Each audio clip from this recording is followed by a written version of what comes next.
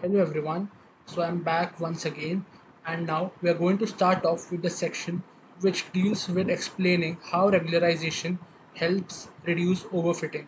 So we've been covering this wonderful book by Michael Nielsen, and we've reached chapter 3, and as you can see by the slider here, we're approximately 40% done, I believe, and we've had a look at empirically evaluating the relationship between regularization and overfitting. But now we are going to see better examples, I believe, or a better intuition for that. All right, we've seen empirically that stuff, so it's not obvious. Of course, it's not obvious why regularization helps. So, a standard story people tell to explain what's going on is along the following lines: smaller weights are, in some sense, lower complexity, and so provide a simpler and more powerful explanation for the data and should thus be preferred. That's a pretty terse story, though, and contains several elements that perhaps seem dubious or mystifying. Let's unpack the story and examine it critically. To do that, let's suppose we have a simple data set for which we wish to build a model. Alright, so we are going to build a model to represent this data set. Implicitly, we are studying some real world phenomenon here, with x and y representing real world data. Our goal is to build a model which let us predict y as a function of x. We could try using neural networks to build such a model, but I'm going to do something even simpler. I'll try to model y as a polynomial in x. I'm doing this instead of using neural nets because using polynomials will make things particularly transparent. Once we've understood the polynomial case, we'll translate to neural networks. Now, there are 10 points in the graph above, which means we can find a unique ninth order polynomial which fits the data exactly. Right. So here's the graph of the polynomial. I won't show you the coefficients explicitly, although they are easy to find using a routine such as NumPy's polyfit. You can view the exact form of the polynomial in the source code of the graph. If you're curious, it's the function p of x defined starting on line 14 of the program which produces the graph. Alright. So what they're saying is uh, this is of course some real world data and we're going to build a model, but before that first let us try to approximate it using a polynomial. And now what we've done is since there are 10 unique points in the graph, we can of course just map it out using a ninth order polynomial. And for the coefficients of the ninth order polynomial, you can use something such as NumPy's polyfit. NumPy's polyfit just gives you a polynomial which fits all those points. So, but we've not gone into what the coefficients are, but we just had a look at what the plot is. That provides an exact fit. But we can get a good fit using linear model y is equals to 2x as well. So this is also quite a good approximation, right? So which of these is the better model? Which is more likely to be true? And which model is more likely to generalize well to other examples of the same underlying real world phenomenon? These are difficult questions. In fact, we can't determine with certainty the answer to any of the above questions without much more information about the underlying real world phenomenon. But let's consider two possibilities. First, the ninth order polynomial is in fact the model which truly describes the real world phenomenon, and the model will therefore generalize perfectly. And second, the correct model is y is equal to 2x, and there's a little additional noise due to, say, measurement error, and that's why the model isn't an exact fit. So it's not a priori possible to say which of the two possibilities is correct, or indeed if some third possibility holds. Logically, either could be true, and it's not a trivial difference. It's true that on the data provided, there's only a small difference between the two models. But suppose we want to predict the larger of y corresponding to some large value of x, much larger than any shown on the graph above. If we try to do that, there will be dramatic difference between the prediction of the two models, as the ninth order polynomial will be dominated by the x to the ninth term, while the linear model remains well linear. So what they're trying to say is these are two different approximations which you can get using two different methods. This was something which you could see clearly, and this was something which you use just a polynomial fit. Now the question this begs is which of these is a better model for us, right? Which of these should we use, and which of these will generalize more? And these are not so easy to answer. And now we're going to look at the differences. So one point of view is to say that in science we should go for a simpler explanation unless compelled not to. When we find a simple model that seems to explain many data points, we are tempted to shout Eureka.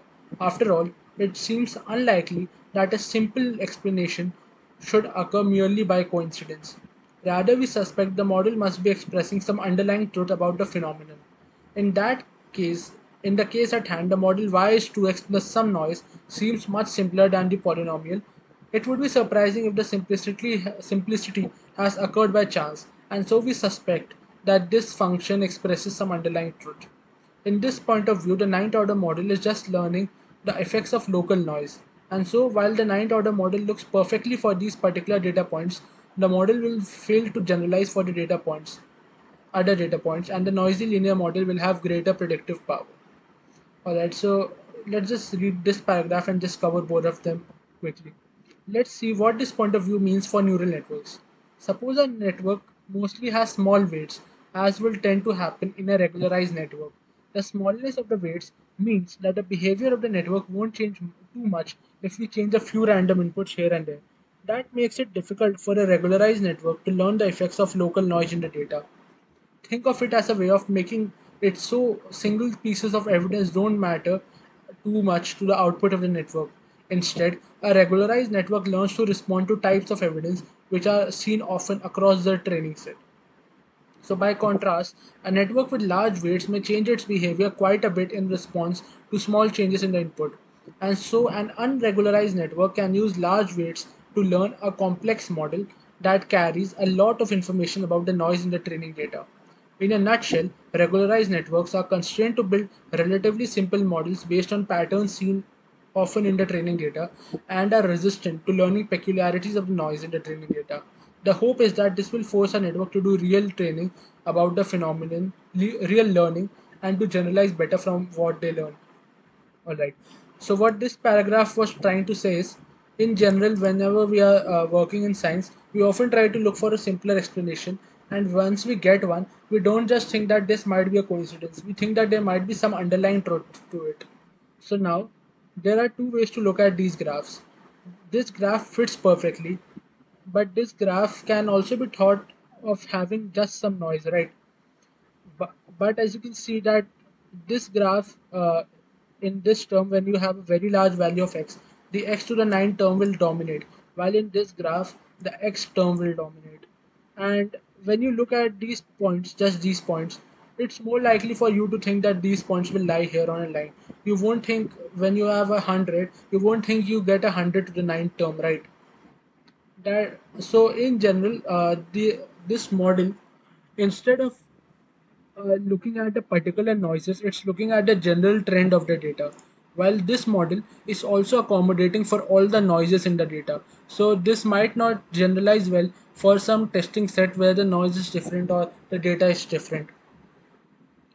Alright, so this is what this paragraph covered. Now this paragraph talked about how this is correlated to a network. So when the network has small weights, then slight changes in the weights won't change the output drastically.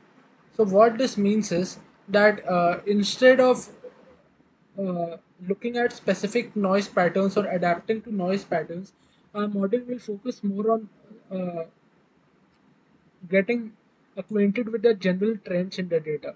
So the regularized network learns to respond to types of evidence which are seen often across the training set, and rather than specific noises at specific points. Right. With that idea, the idea of preferring simpler explanation should make you nervous. People sometimes prefer to this idea an Occam's razor and will zealously apply it as though it has the status of some general scientific principle. But of course, it's not a general scientific principle.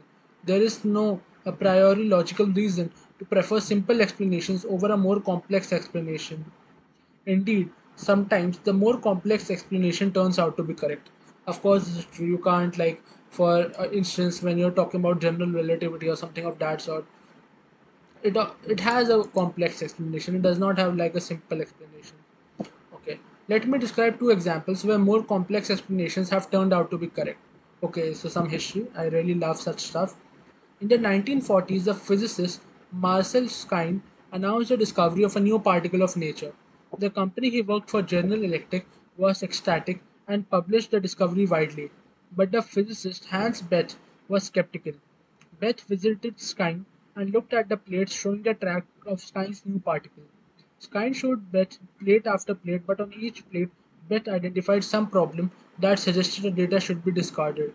Finally, Skine showed Beth a plate that looked good. Beth said it might just be a statistical fluke. Skine said, yes, but the chance that this would be statistics, even according to your own formula, is 1 in 5. And Beth said, but we have already looked at 5 plates. Finally, Skine said, "But on my plate, each, but on my plates, each one of the good plates, each one of the good pictures, you explain by a different theory, whereas I have one hypothesis that explains all the plates that they are." So the new particle. And Betts replied, "The sole difference between your and my explanations is that yours is wrong and all of mine is right. Your single explanation is wrong and all of my multiple explanations are right." Subsequent work confirmed that nature agreed with Betts and Skine's particle is no more. So this story is related to the physicist Richard Feynman. So essentially, what's happening is he made a general theory, but that did not uh, a simpler theory, but that did not generalize well. In this case, Beth's theory about why each plate was wrong, even though was much more complex, but that was the true theory. So, as a second example, in 1859, the astronomer Urban Le Verrier, so sorry for butchering names, observed that the orbit of the planet Mercury doesn't have quite the shape that Newton's theory of gravity says it should have. It was a tiny, tiny deviation from Newton's theory, and several of the explanations proffered at the time boiled down to saying that Newton's theory was more or less right but needed a tiny alteration. In 1916, Einstein showed that the deviation could be explained very well using his general theory of relativity, a theory radically different to Newton's gravitation and based on much more complex mathematics. Despite that additional complexity, today it's accepted that Einstein's explanation is correct and Newton's gravity, even in its modified forms, is wrong. This is in part because we now have Einstein's theory explain many other phenomena which Newton's theory has difficulty with. Furthermore, and even more impressively, Einstein's theory accurately predicts several phenomena which aren't predicted by Newtonian gravity at all. But these impressive qualities weren't entirely obvious in the early days. If one had judged merely on grounds of simplicity, then some modified work of Newton's theory would arguably have been more attractive. So these are some very good examples. Okay. So there are three morals to draw from these stories. First, it can be quite a subtle business deciding which of two explanations is truly simpler. Right. Second, even if we make such a judgment, simplicity is a guide that must be used with great caution. And third, the true test of a model is not simplicity, but rather how well it does in predicting new phenomena in new regimes of behavior. So we aren't really concerned when always looking for simplicity, rather, we are often concerned with getting the correct results on a general training data. So I don't know why whenever I record someone is at the door, so I'll be back in a second. Alright, so I'm back. Sorry for that. Okay. So, with that said, and keeping the need of caution in mind, it's an empirical fact that regularized neural networks usually generalize better than unregularized neural networks. So, empirical means that observation based and the data based. So, through the remainder of the book, we will make frequent use of regularization. I've included the stories above merely to help convey why no one has yet developed an entirely convincing theoretical explanation for why regularization helps neural networks generalize. Indeed, researchers continue to write papers where they see different approaches where they try different approaches to regularization, compare them to see which works better, and attempt to understand why different approaches work better or worse. And so you can view regularization as something of a clutch. While it often helps, we don't have an entirely satisfactory systematic expression of what's going on, merely incomplete heuristics and rules of thumb. So what is clutch? I'm not really sure. Anil assorted collection of parts. Okay, makes sense. There's a deeper set of issues here, issues which go to the heart of science. It's the question of how we generalize. Regularization may give us a computational magic wand that helps us networks generalize better, but it doesn't give us a principled understanding of how generalization works, nor of what the best approach is. Right. So we don't really know why generalization works well, according to this book, but it was written quite some time ago. If it has changed, then do correct me in the comments. But uh, it gives us a technique or a computational tool to generalize our model data. And these issues go back to the problem of induction, famously discussed by the Scottish philosopher David Hume in an inquiry concerning human understanding 1748. The problem of induction has been given a modern machine learning form in the no free lunch theorem, link of David Walport and William McReady. Okay, so I'll keep this as something which I'll read up uh, won't open. This is particularly galling because in everyday life we humans generalize phenomenally well. Shown just a few images of an elephant, a child will quickly learn to recognize other elephants. Of course, they may occasionally make mistakes, perhaps confusing a rhino for an elephant, but in general, this process works remarkably accurately. So we have a system, the human brain, which with a huge number of free parameters. And after being shown just one of few training images, that system learns to generalize to other images. Our brains are in some sense regularizing amazingly well. How do we do it? At this point we don't know. I expect that in years to come we will develop more powerful techniques for regularization in artificial neural networks, techniques that will ultimately enable neural networks to generalize well even from small data sets. Alright, so this is quite a good example, I believe, and it raises some questions too. So, if you show a kid some pictures, he will immediately start recognizing the same character in other images, right? He might make some mistakes occasionally, but he's still quite good. And even though our neural networks see tons of images, still they take quite a lot of time and energy to reach that level of accuracy. So what is happening is our brains might be just regularizing our or interpreting the data and making a model in our brain at a much faster and much enhanced fashion. All right. In fact, a network already generalizes better than one might a priori expect. A network with 100 hidden neurons has already 80,000 parameters. We have only 50,000 images in our training data. It's like trying to fit 80,000 degree polynomial to 50,000 data points. By all rights, our network should overfit terribly. And yet, as we saw earlier, such a network actually does a pretty good job generalizing. Why is that the case? It is not well understood. It has been conjectured that the dynamics of gradient descent learning in multilayer nets has a self-regularization effect. This is exceptionally fortunate, but it's also somewhat disquieting. What we don't understand is why it's the case. In the meantime, we will adopt a pragmatic approach and use regularization whenever we can. Our networks will be the better for it. Alright, so this seminal paper by Jan LeCun and all these authors. Alright. Let me conclude this section by returning to a detail which I left unexplained earlier. The fact that L2 regularization doesn't constrain the biases. Of course, it would be easy to modify the regularization procedure to regularize the biases. Empirically, doing this often doesn't change the result very much. So, to some extent, it's merely a convention whether to regularize the biases or not. However, it's worth noting that having a large bias doesn't make a neuron sensitive to its input in the same way as having large weights. And so we don't need to worry about large biases enabling our network to learn the noise in our training data. At the same time, allowing large biases gives our network more flexibility in behavior. In particular, large biases make it easier for neurons to saturate, which is sometimes desirable. For these reasons, we don't usually include bias terms when regularizing. Okay, so this was pretty self-explanatory, I believe. When they did the regularizing with bias terms, they did not see major differences, so they do not use it. Alright. So other techniques for regularization. There are many regularization techniques other than L2. In fact, so many techniques have been developed that he can't summarize them all. So in this section, he'll talk about three approaches: L1 regularization, dropout, and artificially increasing the training set. And we won't go into nearly as much depth studying these techniques as we did earlier. Instead, we now just would like to get familiar with these. Okay, so L1 regularization. In this approach, we modify the unregularized cost function by adding the sum of absolute values of the weights. Alright, so now they're just adding the absolute, averaging the absolute values of the weights. Intuitively, this is similar to L2 regularization, penalizing large weights and tending to make the network prefer small weights.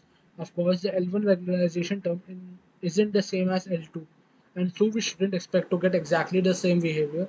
Let's try to understand how the network of how the behavior of a network trained using L1 differs from a network trained using L2. I won't speak regularization again and again. To do that, we'll look at the partial derivative of the cost function. So we had equation 95.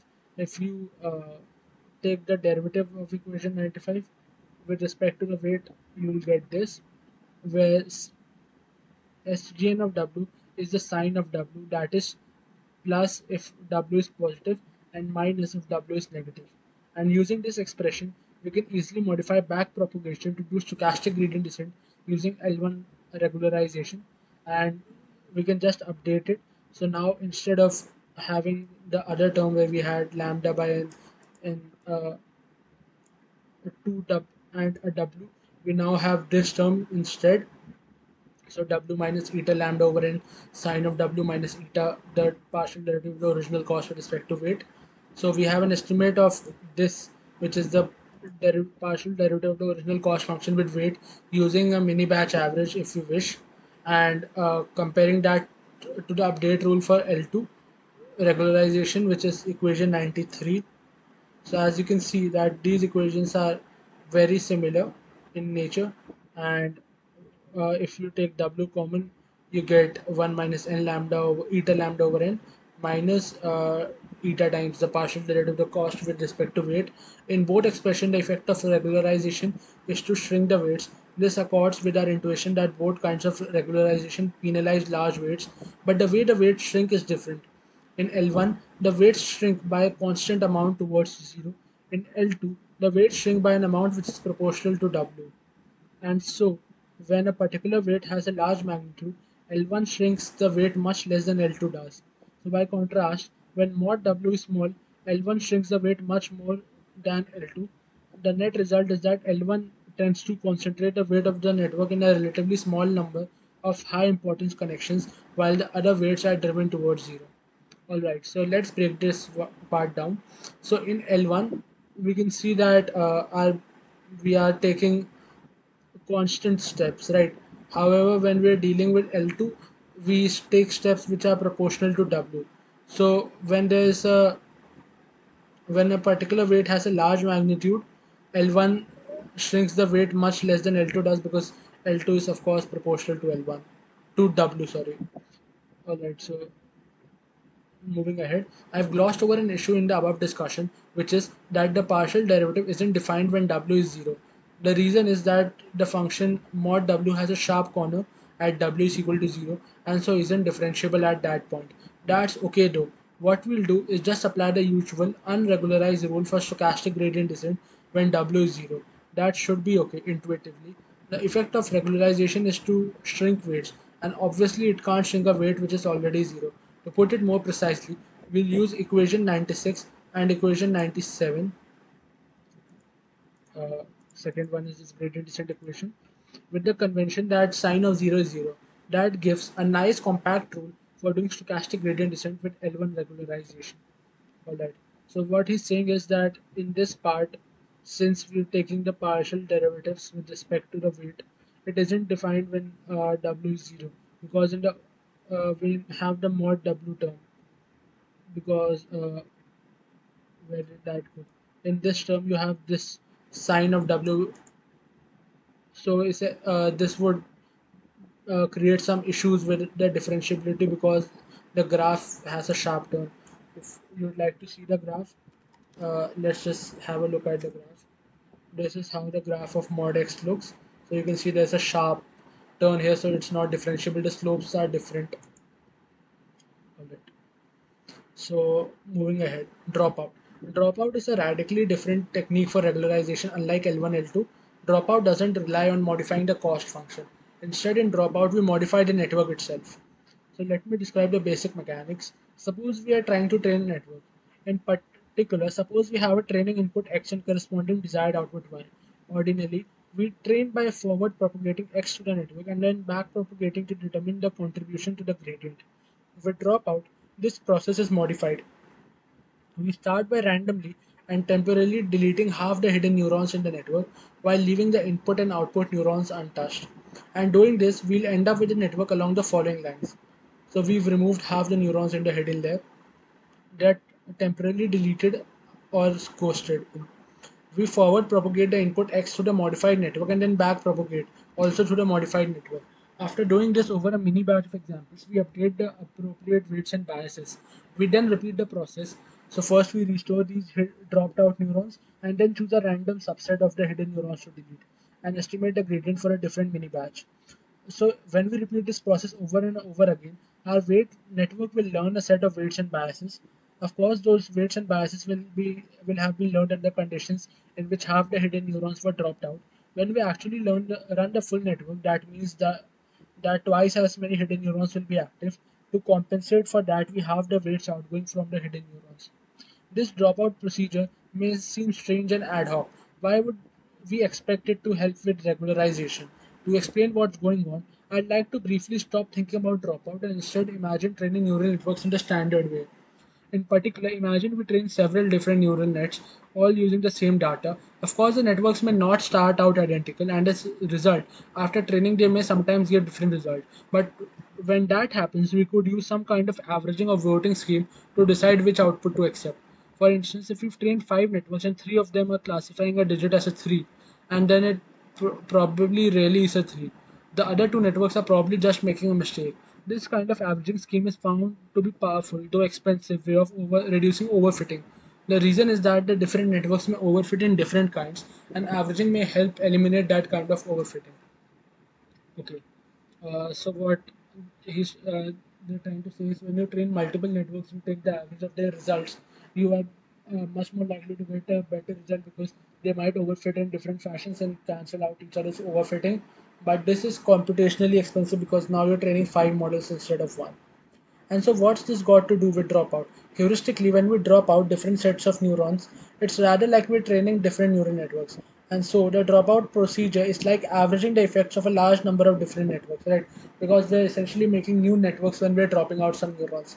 The different networks will overfit in different ways, and so hopefully, the net effect of dropout will be to reduce overfitting. A related heuristic explanation for dropout is given in one of the earliest papers using this technique. This technique reduces complex co-adaptations of neurons since a neuron cannot rely on the presence of particular other neurons. It is therefore forced to learn more robust features that are useful in conjunction with many different random subsets of other neurons. So this is by the famous AlexNet paper, and this paper really revolutionized the ImageNet competition by performing significantly well over its competitors. At some point in the future, I wish to cover this paper. So if you would like me to cover this or some other paper, just comment down below. All right. So what that also saying is they are essentially giving an explanation. So in other words, if we think of our network as a model which is making predictions, then we can think of dropout as a way of making sure that the model is robust to the loss of any individual piece of evidence. In this, it's somewhat similar to L1 and L2, which tend to reduce weights and thus make the network more robust to losing any individual connection in the network. So what they're saying is now the model will not be dependent on a particular neuron emitting a particular feature to get an output, right? Over the course of training, the model will learn to be self-sufficient over different pairs of neurons and will not be dependent on the output of one particular neuron to make a specific prediction. Okay. Of course, the true measure of dropout is that it has been very successful in improving the performance of neural nets. The original paper introducing the technique applied it to many different tasks. For us, it's of particular interest when they applied dropout to MNIST digit classification using a vanilla feed-forward neural network along similar lines to those we've been considering. The paper noted that best result has the paper noted that the best result anyone had achieved up to that point using such an architecture was 98.4% classification accuracy on a test set. They improved that to 98.7% using a combination of dropout and a modified form of L2. Similarly, impressive results have been obtained for many other tasks, including problems in speech and image recognition and NLP, which is natural language processing. Dropout has been especially useful in training large deep networks, where the problem of overfitting is often acute. Okay, so this paper I haven't read, uh, but I'll keep this one also as one of my to read papers because this seems quite interesting. Alright, and now we are at the third one. There are many more, but these are the three which we are looking at. it is artificially expanding the training data. We saw earlier that our MNIST classification accuracy dropped down to percentages in the mid 80s when we used only 1000 images. It's not surprising that this is the case since less training data means a network will be exposed to fewer parameters.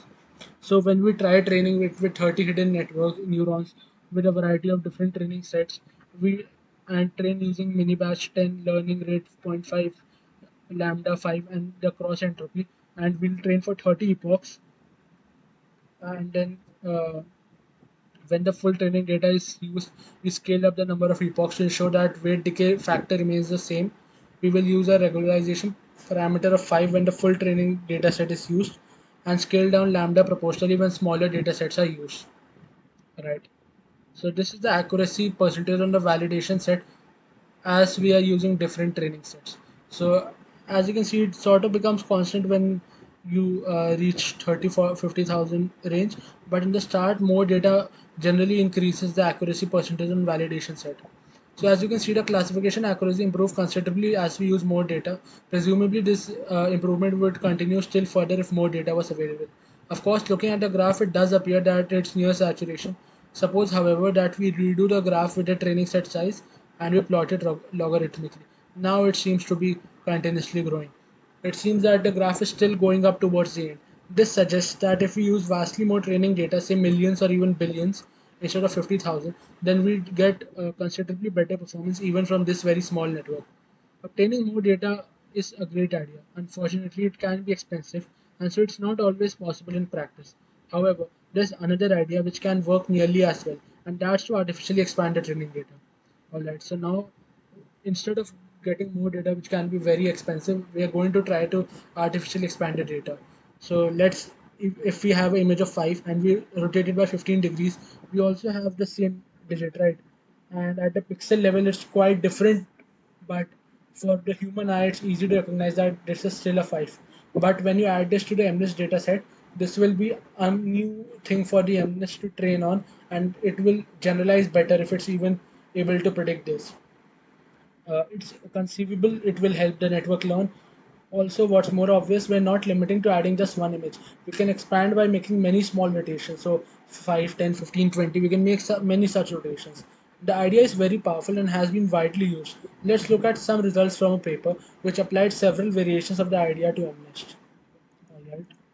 Which one of the neural net architectures they considered was along similar lines to what we've been using with 800 hidden neurons and using the cross entropy cost. Running the network with the standard MNIST training data, they achieved a classification accuracy of 98.4%. But when they expanded the training data using not just rotations but also translating and skewing the images, they got up to 98.9 accuracy. They also experimented with what they call elastic distortions, a special type of image distortions intended to emulate the random oscillation found in hand muscles.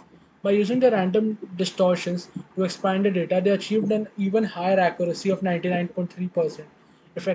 Effectively, they were broadening the experience of their network by exposing it to sort of variations that are found in real handwriting. Because in real handwriting, you just don't have rotated digits. You can have zoomed in digits, you can have skewed digits, you can have digits at some other location, and so on and so forth.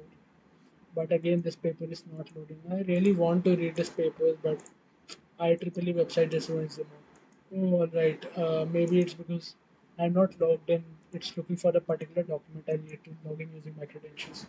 All right, I'll have a look at it later. Variations on this data can be used to improve performance on many general tasks, not just handwriting recognition.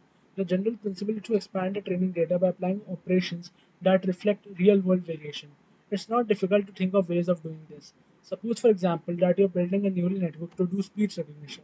We humans can recognize speech even in the presence of distortions such as background noise, and you can expand the data by adding background noise. You can also recognize speech if it's spread or slowed down. So that's another way of to expand the training data. These techniques are not always used. For instance, instead of expanding the training data by adding noise, it may be more efficient to clean up the network input to the network by first applying a noise reduction filter. Still, it's worth keeping the idea of expanding the training data in mind and looking for opportunities to apply it. So these techniques were quite well explained, I guess. And should we have a look at these sections? Yeah, let's just cover this up. So the first thing, the exercise, as discussed above, we can use small rotations. What's a problem that might allow if you use arbitrarily large rotations? Well, this is obvious. So if suppose you have a 6 and you take a 180-degree rotation, then you will get a 9, right? So this might cause more issues with the model because if it learns that it is a 9, but the actual label is a 6, then it may cause issues. As, and aside on big data and what it means to compare classification accuracies, let's look again at how our neural networks accuracies vary with training sizes. So as you can see that the accuracy is increasing with training set size. So suppose that instead of using a neural network, we use some other machine learning technique to classify digits. For instance, let's try using the support vector machines (SVMs), which we met briefly back in chapter 1. As the case in chapter 1, don't worry if you're not familiar with SVMs. Instead, we'll use the SVM supplied by scikit-learn library. Let's see how the performance varies. Okay, so as you can see, the SVM accuracy and neural network accuracies almost are reaching the same point. uh, and you can see that the network outperforms SVM for every training set size. That's nice. Although you shouldn't read too much into it, since I just use out of box scikit-learn's SVM, while you've done far more work on the neural network, right? We've fine tuned it. A more subtle but more interesting fact about the graph is that if we train our SVM using 50,000 images, it actually has better performance, 94.48% accuracy, than our neural network does when trained with 5,000 images. In other words, more training data can sometimes compensate for differences in the machine learning algorithm used. So what they're essentially trying to say is when you have large data, even if the model is poor, so if you have only this much data for the neural net but this much data for the SVM, then of course the SVM is going to perform better. Something even more interesting can occur. Suppose we're trying to solve a problem using two ML algorithms, A and B. It sometimes happens that A will outperform B with one set of data and outperforms on some other data. And we don't see that above. It would require the two graphs to cross, but it does happen. Striking examples can be found in scaling too. Okay, so this is something which I should read. The correct response to that algorithm question is algorithm A better than algorithm B? It's really what training data set are you using? Yep. So if someone asks you if A is better than B, then it totally depends on the data. All this is a caution to keep in mind, both when doing development and reading research papers. Many papers focus on finding new tricks to write out performance of standard benchmark datasets. Our WizBank technique gives us an improvement of X% on standard benchmark Y. It's a canonical form of research claim. Such claims are often genuinely interesting, but they must be understood as applying only in the context of specific training dataset use. Imagine an alternate history in which the people who originally created the benchmark dataset had a larger research grant. They might have used extra money to collect more training data. It's entirely possible that the improvement due to the WizBank technique would disappear on a larger dataset. In other words, the purported improvement might be just an accident of history. The message to take away, especially in practical algorithms, is that what we want is both better algorithms and better training data. It's fine to look for better algorithms, but make sure you're not focusing on better algorithms to the exclusion of easy getting more or easy wins getting more or better training data. Alright, so what they're saying is both are important, but just don't try to come up with better algorithms at the cost of not having better data. Okay, so a research problem. How do our machine learning algorithms perform in the limit of large sets? For any given algorithm, it's natural to attempt to define a notion of asymptotic performance in the limit of truly big data. A quick and dirty approach in the problem is to simply try fitting curves to graphs like shown and then try to extrapolate the curves fitted out to infinity. An objection to this approach is that different approaches to curve fitting will give different notions of asymptotic performance. Can you give a principled justification for fitting to some particular class of curves? If so, compare the asymptotic performance of several different machine learning algorithms. So I'll have to read up on this. I believe I don't have an answer at the top of mind, but let's just sum up for now. We've now completed our dive into overfitting and regularization. Of course, we'll return again to the issue, as I mentioned several times. Overfitting is a major problem in neural nets, especially as computers get more powerful and we have the ability to train large networks. As a result, there is a pressing need to develop powerful regularization techniques to reduce overfitting, and this is an extremely active area of current work. So I saw some video where the person said that overfitting is no longer a huge issue, especially since this blog was sold. But I'm not sure what to follow right now. Okay. So thank you guys for watching, and we'll start off with weight initialization in the next video where more than 50% done, like 55%, and hopefully we'll take two more videos to finish this up, and then we'll move on to the subsequent sections which deal with even more interesting stuff. So thank you guys for watching, and hope to see you in the next video as well.